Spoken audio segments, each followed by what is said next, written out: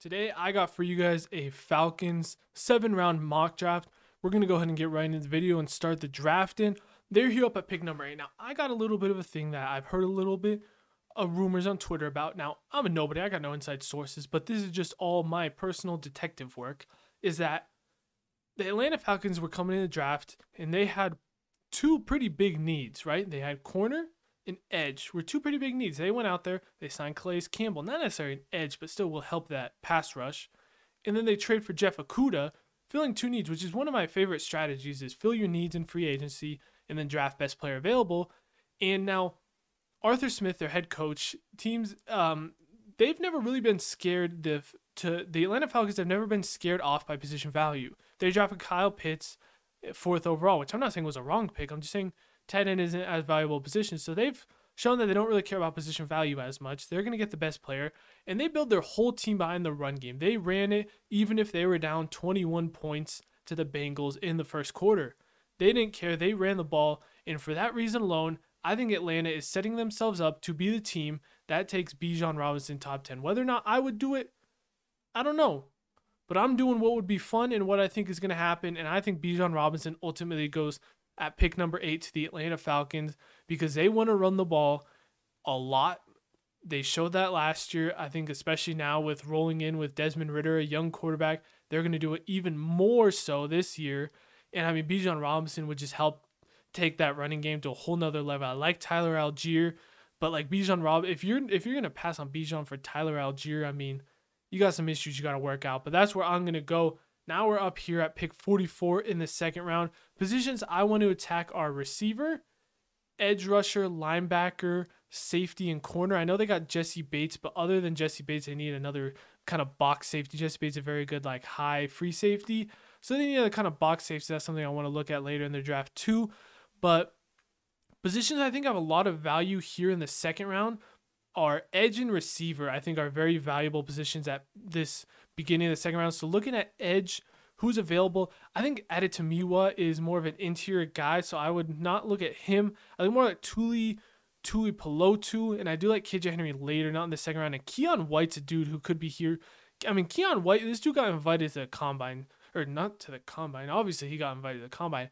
He got invited to the draft. So this dude might be a day one pick. So I don't know if we're looking at different Keon Whites than the NFL is, but Keon White could be a dude to look at here. Georgia Tech just down the road in the same state, low moving costs, as the boys on NFL Stock Exchange like to mention. That's a very important factor. But where I'm going to go here, because I think some of the edge could still have value in the next pick at 75, I'm going to go receiver. And right now the receiver is looking at Drake London, Mac Hollins, Scotty Miller, Kadero Hodge, Frank Darby. They got some... I'm not going to say they have great receivers. They have Drake London. That's about it. Mac Hollins is But what I think they need is a deep threat and someone to take the top off the defense. So I'm going to go ahead and get Jalen Hyatt, one of the fastest dudes in this entire draft class. Just an elite downfield threat. Personally, A.T. Perry would be the other guy I would look at receiver in that spot. But I think A.T. Perry doesn't bring the same deep threat ability that I think their offense is really missing, is that deep threat. And especially if you're going to be a pound the rock team, you want some of the play action shot plays. I mean, Jalen Hyatt is going to be your perfect dude to take a play action shot and just push the ball downfield. So that's why I like that fit there. Now up at pick 75, I think corner depth is another thing too. I love the move for Okudah, but I mean, it's Okudah, AJ Terrell, and Casey Hayward. You got 3 good corners, but you don't really have any depth after that. You got Mike Hughes, who I think is all right. So it's not something I'm targeting early, but something that we could look at later in the draft. So now positions we still need are linebacker, safety, and edge. Looking at edge, my favorite dude available is KJ Henry. I've talked about plenty of times. If you want to see why, look at my edge rankings or defensive gems. But KJ Henry is a dude I love. Safety, like I said, they need a box safety. I guess you don't need one. You could play off. I really wanted Jordan Battle. I think he would have been a good fit, but he just went off the board, so we just missed on him. I do like Jamie Robinson and Sidney Brown. I think Sidney Brown could be an interesting dude paired next to Jesse Bates, so he's a dude I'm definitely looking at. And then if we look at linebacker, I do like Dorian Williams and Overshown, but I think one of them will still be there at 110. So we're going to go ahead and attack safety and pair Sidney Brown up with Jesse Bates in this secondary. Now you got a pretty full secondary with all positions filled. And now we have kind of freedom with the rest of our draft to kind of go where we want. I do see Chandler Zavala up here, and I do think interior line is something they could have. I mean, Jalen Mayfield had a disaster season. And then Chris Lindstrom's incredible, but like other than that, you got Drew Dahlman at center, so they definitely need some interior help. Jake Matthews and Caleb McGarry are solid tackles, and like I said, Chris Lindstrom is an animal at guard, so you really need a center and a left guard. So Chandler Zavala could definitely be the pick here. If we're looking at edge, we still got Jose Ramirez is a dude I really like as an edge rusher. Maybe wait to pick him if we want him, and then linebacker. We still got Dorian Williams. So for me, it's really between Dorian Williams here and attacking that O-line. And I drafted Bijan, and I have a young quarterback, so I'm going to help the O-line out of anything. And I'm going to take Chandler Zavala, one of my favorite day 2 guards, who is still available in day 3 for us here. I think he ultimately goes day 2, but another just really smart, good guard out of NC State. Had a really good Shrine Bowl. Check out EJ Snyder and Brett Coleman in the bootleg. They did an interview with him if you want to hear more about Chandler Zavala. They did great stuff with him. But I think he's a really smart player, help that interior O-line. Now pick 113, we're kind of the same situation we were just talking about. So for me, it's either probably Dorian Williams or Isaiah McGuire, again, athletic edge rusher. And for me, or we get Jose Ramirez, just a pure pass rusher, because, I mean, looking at their edge, I mean, they don't really have any outside edge rushers. I mean, they got interior dudes. They got Arnold Ebiketie, a dude I love, to be fair. I love Arnold Ebiketie. I thought he was a first-round value last year. So you know what? We're going to stick by my Arnold Ebiketie love and pass on edge rush and go Dorian Williams to help out that linebacker room right now, who's looking at Troy Anderson, who I did like last year out of Montana. But him and Mikael Walker are their 2 linebackers right now, and Caden Ellis.